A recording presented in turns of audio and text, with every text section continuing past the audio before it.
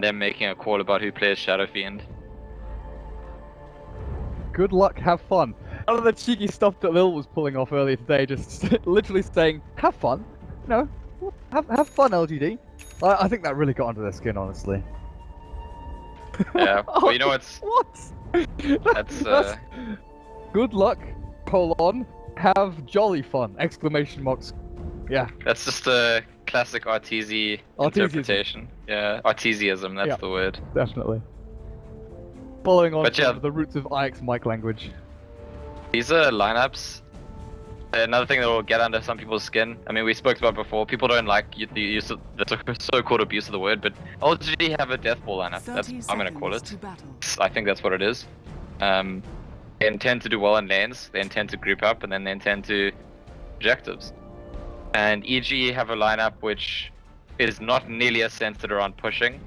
Can assemble in fights, definitely. Very, very fighty. And also can take it late if it needs to. So I think the dynamic of the game is going to be the same as all 3 games of the series, the first 2 games as well, where LGD are the ones being the aggressors, trying to put pressure, and EG are reacting to that. Is a great conductor. But I think it'll be probably a lot more like the second game than the first game. Because the first game was that Arteezy anti-mage, and obviously that defined the dynamic. This will be like the second game where, sure, LGD are kind of the aggressors, but EG's response will probably be to fight them a lot from quite early on into the game. Top thing is up massively. Our Evil Genius's Fear is up at top, support rating, fair enough, Wraithfire Blast level 1. Hale is up here with him, the Slaughter. Going up against RTK Doom. DDC on that Rubik towards the lane though, in comes TPD, Static Link from Sylar. Boots, well, neither of them do. Still just run back, but he's given 3 damage over to Sylar, who now gets a couple of last hits in. TZ Shadow Fiend falls in the middle lane, and down at bottom, actually hang on a second, back up to Sylar, damage taken, but pretty lethal. Down to bot, Universe, the Tusk, up against Maybe on the Lina, who's off-laning here, and MMY playing the Undying, and this is honestly just so back and forth from both teams. You know, swapping players, swapping heroes, swapping lanes, everything is being used, like literally everything at their disposal being used here to adapt to play style, the pick, and the actual laning phase here of their opponents. Done out, RTK with PPD here, Cask is ready, and they know that there's only a couple of targets can bounce to. DDC will manage to get himself out of range, but that's it. Doom's already dead. Doombringer, by the way, is extremely difficult to kill when he has some levels in Scorched Earth, but if he doesn't, like yeah, he took level 1 Devour, 0 starting armor, Doombringer is actually very, very squishy early on.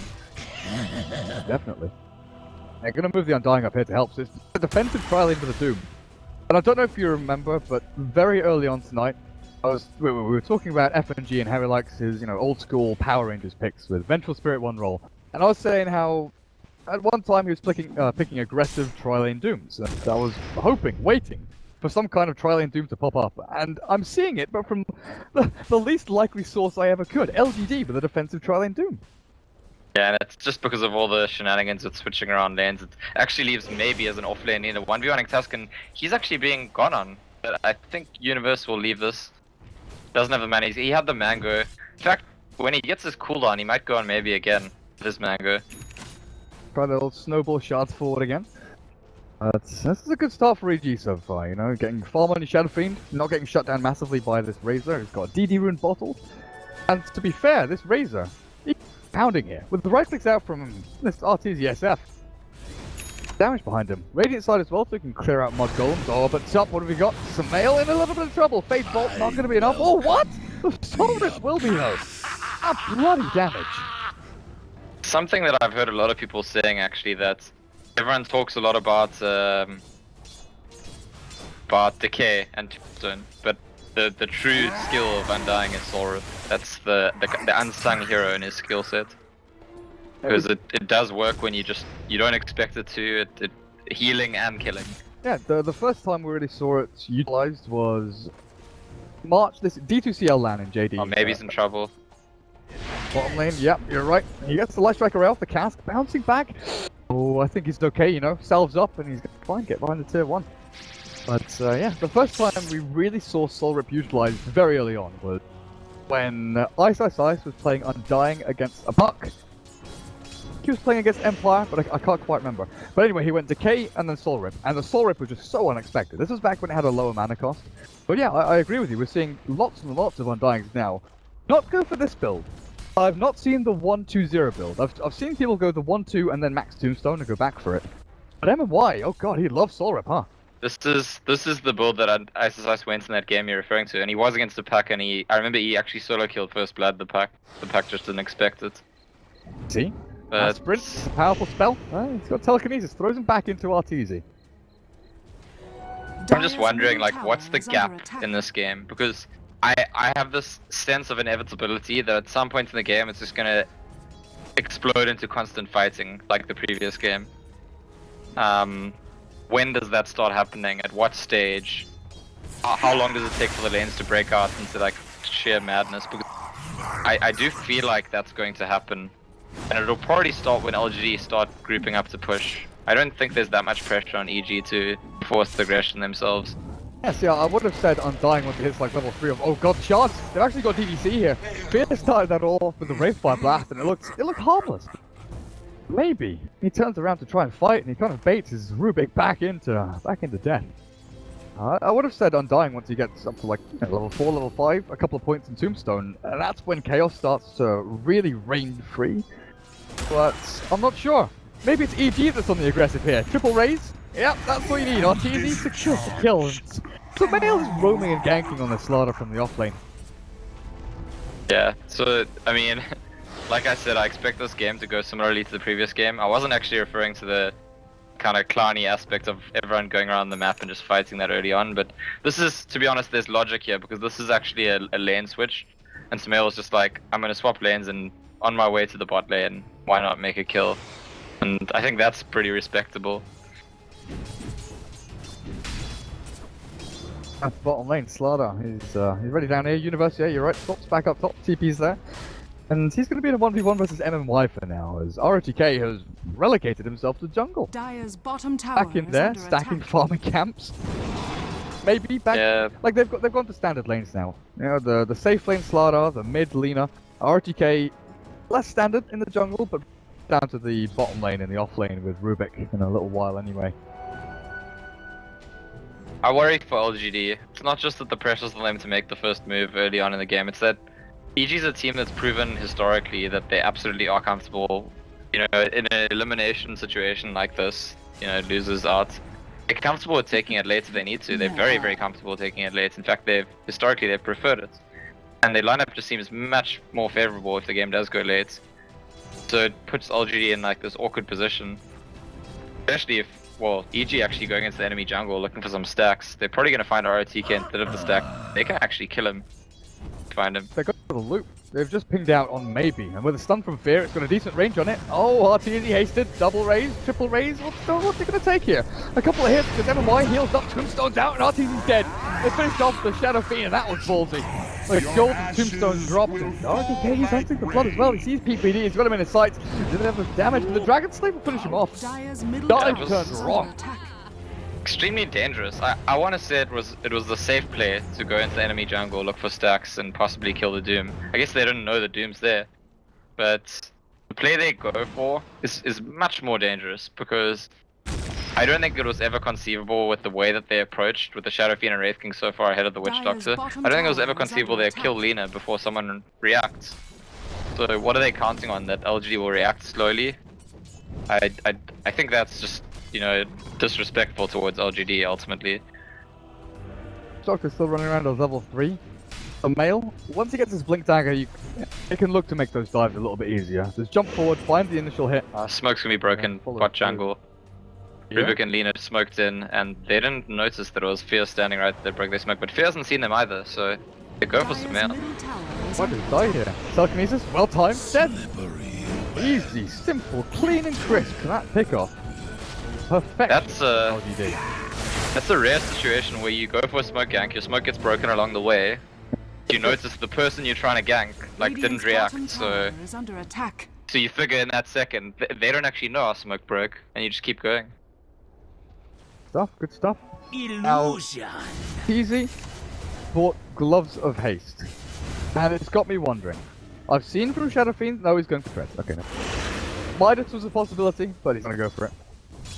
From a couple of Shadow Fiends recently, especially in NA, put the Midas into, you know, S and Y Helmet's Dominator to try and build things up for over a longer period. Like you said, they've got very good late game with the minus armor and the survivability that they've got across the board. He just wants the treads, go for the pretty stock standard build so far. But what up next? Still want to see a mech on the Shadow Fiend. I think so. I think because same reason I wouldn't want to see a Midas. There's really no need for it. There's no, as I've been saying all along, there isn't pressure on EG in this game. If they get to the late game and they're looking alright, they're probably already in a great situation. So I think they should focus right now on kitting up just to do alright in the mid game.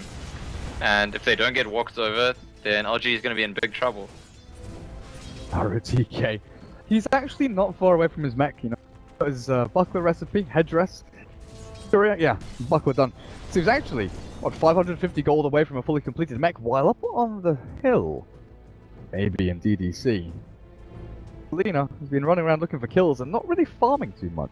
Her item progression hasn't really flourished. She's sitting at, what, 4th? Shadow Fiend's leading, but you do have 3 heroes in the top 4 there from LGD. While Universe's Tusk is doing decently against this Razor up at top, but it's definitely not the matchup you're really looking for. Razor is farming away like a madman. Universe with Fear, they're here, but they're not really posing a massive threat. Sala realizes there's a couple more heroes missing. The Shadow Fiend and the Slaughter making a little mosey up to top lane, so Sala doesn't want a piece of this. I think Fear might have given away the gank actually, because he stood in range of the creeps, and if Sila checked, he would have seen the vampiric aura. I'm not too sure if like that was even a gank or if they were just like, let's creep up and we're gonna force the tower, but if it was a gank, then Fear did stand a bit too close to the creeps. All of a sudden, RTK has his mech. 11 minutes mech on a Doom that started 1 roll, then went into the jungle, and he feels like a 4-roll Doom, you know? He's not had laning presence, he's not really been an off laner or a 1-roller or a mid laner, he's just been farming the jungle a ton. Now he's got a mech. Yeah, and that's, I mean, it's definitely going to play into that kind of death ball-y approach that they're going to have to this game. And if they can get a few tier 1s, it's going to help a lot, but in the meantime, it looks like Sylar might be in danger in the top lane, yeah. Forward. TP is coming in thick and fast, but Sylar might not actually die. With the Requiem raises, okay, Sylar's dead. Let's let the trade off here. Comes out a little bit too late. Laguna Blade over onto Universe. RTZ gonna die first, and then over to the side. Undying gets the double kill with the Tombstone to zombies. Chasing people down. Very peculiar to me, like all this discussion of how EG, if they just do alright in the mid game, make it to the late game, they're in a good position. And they keep insisting on getting ahead of it, like preempting it, almost in the sort of classic Cloud9 TI4 style. To stop the push by ganking into the push before it starts pushing. They're doing it in such divey ways at that mid tower and now at the tier 2 top. And I just feel like they have to have more respect for LGD. LGD are going to react. LGD are going to ult TP. That's like definitely what they're going to do all day long if you're diving at their towers. Yeah, it's not just one hero TPing in to react, it's everybody. Everybody just piles on in. They know they need a strong, firm grasp on this game. Shadow Fiend from getting kills, from diving like that. Take a look at RTZ's item build actually. I saw he picked up Ogre Club first, then as he died he got the Blade of Alacrity. So he's going for S and Y, but he's going about it in such a roundabout way. He can't have Ogre Club and Alacrity both in his inventory at the same time. So he's missing out on a lot of value here. You know, he could have a Yasha, fully done, or a Sound, depending. But just suboptimal from EG so far. Every move. Draft has been good. Early laning stage has been good, but every move forward they make, it's countered by LGD taking 2 steps back, and all of a sudden Fear is caught out. He's level 7, but he takes his ulti now. Slow them down on the retreat, but I'm not sure if they want to turn and fight this. LSA out, and Blade is ready, and they do actually have the damage to finish him off. Trade Bolt, I'll secure it. Trade-off is farming on the side lanes though, as Universe has nearly got his mech. So they're actually looking at a pretty full utility built up Tusk here. Oh, Sumail? No, not Sumail. RTZ on the Shadow Fiend. And he's got his Yasha done. You know, at the start of the second game, I was asking, how do you think it'll affect LGD that they really should have won the first game and didn't? And I feel like we forgot to ask, but how do you think it'll affect EG this game? They really should have won the second game and didn't. Because to me, that's got to be some way to the explanation of these like over aggressive dives that we've seen out of them. Middle tower is under I think that LGD have been getting progressively more and more pissed off.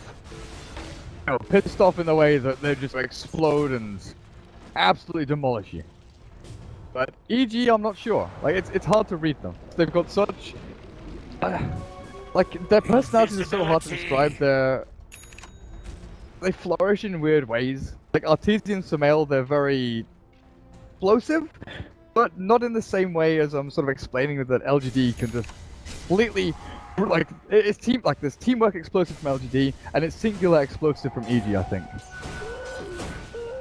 Yeah, I think that kind of makes sense. I wonder, I don't know. It's still very early days in this game, and I'm not willing to like say there's a defined dynamic. Things are looking kind of good for LGD. EG have screwed up once or twice diving too deep. But it just makes me think whether or not there's a little chip on EG's shoulder from the previous game, because they won the first game, they should have won the second game. And Sumail will remember that he was getting the better of Maybe for most of the early stages of that game as well, and then Maybe was actually just dominating him, controlling him for the rest of the game. And by the same token, it's just when you have these players who are just that insanely skilled and they know how skilled they are, sometimes I feel like there might be a tendency to just like, oh, why can't we just own these guys? Let's just go own them. And the reality is you can't always do that, and it's where obviously the grounding voices come in. Of course, this is all like an invented narrative. I've like never met these players. I don't actually know. It could be that they're all very composed and I'm talking nonsense. Doom has a Midas. RTK went back from what, 10.5 minute Mac Arcanes or whatever it was, 11 minutes. He now has a Midas up on him.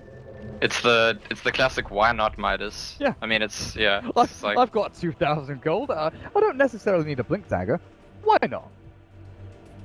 And MMY as a Vanguard, it's like really difficult Undying to deal with at this stage. And if we do see a big team fight break out, he's gonna get a lot of decay, Sorbs off. He's gonna get a Tombstone off, and he's gonna just stand there and be generally annoying. Yeah, it's actually a very important hero to find a way to deal with, and I don't know if there is a way to deal with him at this stage.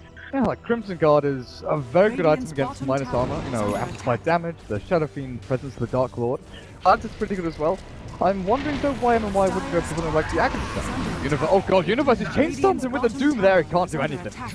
Tier 2's gonna drop, and Yule Scepter is delivered here for Maybe. Combo available. Up at top, trade off, Arteezy taking tier 2 there. But this is much better for LGD. They've killed off a hero, taken tower, Rukshan is available.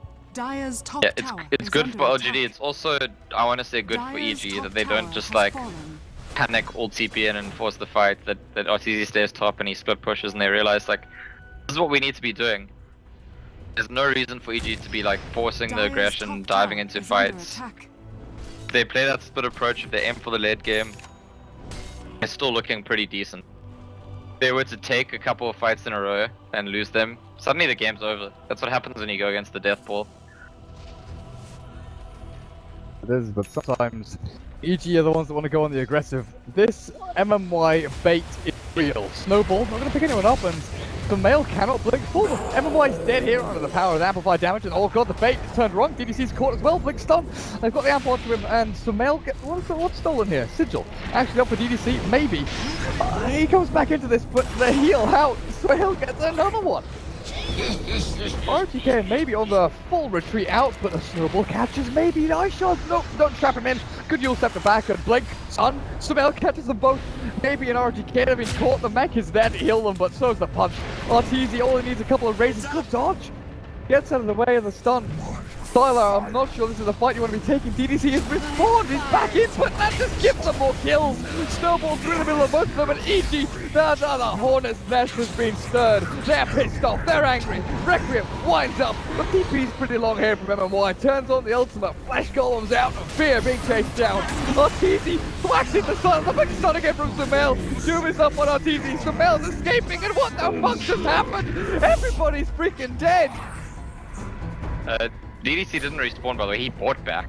That was a dieback. And just when I was saying let's consider the psychology. Let's think about EG, what's going on in their heads. LGD just show a like a massive sign of some kind of leak. That's the best way I can think to describe it. And you were saying they've been progressively more and more pissed off in this series, and that's what that feels like, because started off looking like they're baiting, but then they, you know, just way more heroes than they could deal with came through. Razor wasn't there, Doom wasn't nearby, Dying dies really quickly, and it becomes this kind of protracted, weird sort of chase, and LGD are just like fed up with it. They're like, the hell, we're strong. They shouldn't be able to do this to us. And just kind of fed up and stubborn about it, end up, Dire's middle tower I don't know, is under attack. 6 deaths? Is that, yeah, 6 deaths for 0. How many multi-person blink stuns did Sumail get there? 4? 5? 3 or 4, 3 or 4, It was yeah. crazy. And he's also gone back for Midas now, by the way. That's just the why not Midas coming up a lot in this series. I think that Fear might get a why not Midas soon as well. Maybe Universe. Not a blink, no? I mean, he can. It's totally up to him, because the pressure's not on his team. Like, we're definitely back in that position again, where there's really not a lot of pressure on EG. Because if they want to try and force the game out, or if they're happy to sit and wait. If they were to pick up a bunch of Midases, it looks really bad for EG, but EG want to fight, they're gonna go in here, I think. I mean, Sumail's just pinging it out, he looks really keen to go in, and PPD's had to restrain him a bit there. Hold back, son, hold back. That'll do, that'll do. Wait a second. We don't want to be running into Tombstone and Laguna Blades and things like that. We've got Aegis, we've got Secure Farm in their jungle, we can choke hold them. Sure, they don't get anything, they're all grouped up. Get little kittens hiding behind the trees behind this tier 2 tower. Bot lane, there's farm to be had as well. There's TP down, but they're not going for it. They still want to go and fight now. Sure about this, they want the tier 2, but lane, it's pretty open for them. Dire's They middle just want the tower tower is under first. attack. They're kind of hoping to better fights, I think. Oh, what bait they will get. Sumail jumps in, RGK, oh, he's healed, but he's not enough. Laguna Blade out, Death Spawn is here as well. The PPD lets it go. EG Fear, yeah, but drops straight back down. Arteezy has lost his first life, and so has Fear, but Sumail, again, just keeps blinking and blinking and stunning as well, and doesn't have a single point of damage. Throw back in their face. Tombstone will get cleared up, and you know what? Sumail's gone back in. Sumail found 3 in a row again. Not multi-person crushes this time. Just found target after target after target, kill, kill, kill. With a blink Sumail's of been fear. everywhere. Middle tower is I under wonder, attack. do you think that Sumail watched the previous series we Dire's cast? structures are CDC? So aggressive playing Slaughter, and we were like, hey, this is a hero that aggressive should play a lot, it really suits him. Can just get everywhere, it can be all over the place, the sprints and the blink. Sumail's like, hey, that sounds like fun. I could do that. He's got them And immortals. Dire's He's got middle bludgeon. tower He's is been under bludgeoning attack. people. Dire's middle tower has fallen. Yeah, he has a different looking face, I think. It's all about the weapon. It's all about bludgeoning people. But yeah, he's also a fish going around bludgeoning people. And what is this wagon doing? This is not a dominate. Is this a dominate? Oh, it is. LTD dominated this wagon, and it's helping Fear Farm, I guess. Okay, that's interesting. Oh. Catapult's gone now. Oh no. Taking a little troll. Easy. Yeah. Butterfly finish now, yep. Talisman of Evasion coming in. And no signs of greed from EG actually, because it is the blink on the Wraith King, it's the 4-staff on the Slaughter. Task will pick something up for utility soon, yeah, it's a blink as well. And this is like, let's close out the game now. They're gonna push through this tier 1 and this tier 2. I think EG are hoping LGD comes to defend. Even more than the towers, they just want to fight. Dire's bottom Fear tower doesn't have his has ulti up, fallen. and he's nowhere near, so might be one reason Dire's for EG bottom to hold tower off. is under attack. But it's not clear to me. I think if Sumail gets there, it's not clear to me they even need Fear's ulti to win a fight. At this point. 20 minutes in. Arteezy has 8,000 more net worth than the nearest hero. Than the nearest enemy. This is insane. Yeah, it's that's ridiculous. He's also got pretty much twice as many last hits. I mean, So they've taken all but one out of tower, but My goodness.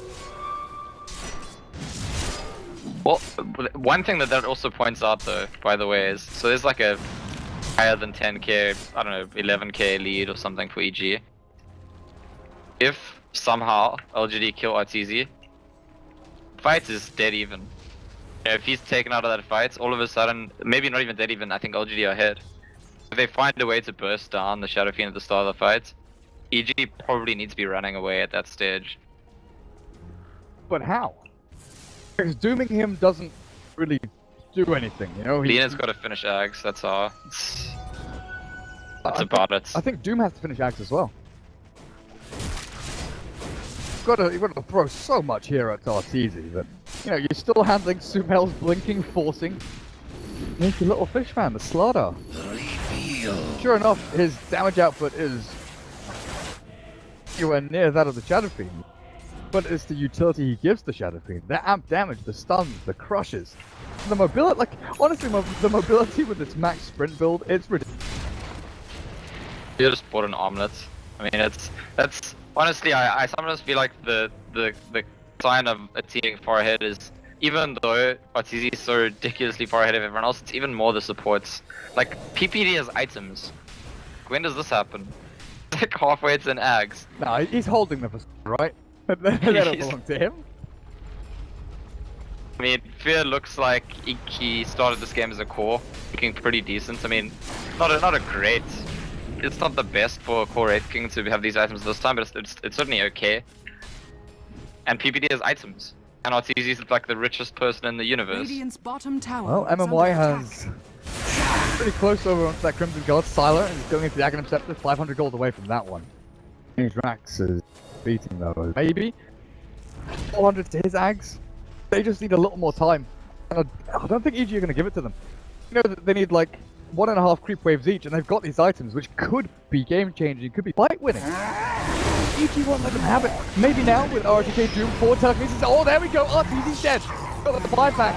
But this is where EG have to bail. Time to run. Time to get the hell out of here. The cast bounces back and forth, and it'll slow the advance. But I think LGD want more. They know they can find him. They know where PPD went. If they knew where PPD went, they could have chased him down and killed him, definitely. He didn't even have a TP. But they didn't run that direction. They're gonna check for rush, maybe. Doesn't look like it. But yeah, that's kind of what I was talking about. I mean, RTZ is not actually that tank. He's very farmed, but he started with a tank build of SNY, and then since then he hasn't actually built tanky items. PPD is actually not. The hunt has been resumed for PPD, and he's in smoke. That's not going to keep him alive here. He's got no TP. He He can try and TP. The rest of his team's coming in. Actually try and fight this cast bounces in comes Sumail. Does he also have the loop? Maybe.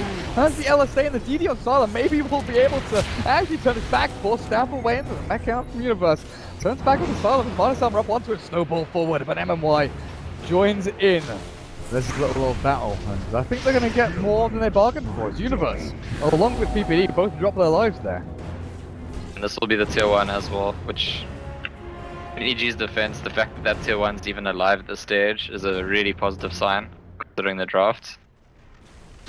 Radiant's Oh my, top this is tower a under attack. bizarre series, Radiant really, and structures like, are fortified. I can't help but feel like there's a whole lot of emotional investment here, especially in this game 3 where it's an elimination Radiant's game, top and tower has fallen. back and forth, it's been really interesting. I still think EG are in a pretty solid position, but Radiant's top tower is under LGD have attack. sent a message. They can Dire's burst down structures are RTZ, fortified. and I think EG will know all too well that whenever RTZ gets burst down, they're in a really bad state. So they're gonna have to make better plans to avoid that happening. So RTZ starts heading towards the BKB. It's not gonna actually help that much against the Doom and the Laguna Blade. But I suppose it's to deal with like Rubik lifting him, setting up the initiation in the first place, stuff like that. He is walking into one hell of a trap. Oh god, here they come! Straight on in! You're dead! Great setup by LGD. And the gold graph is swinging back down, and the XP graph is swinging back down.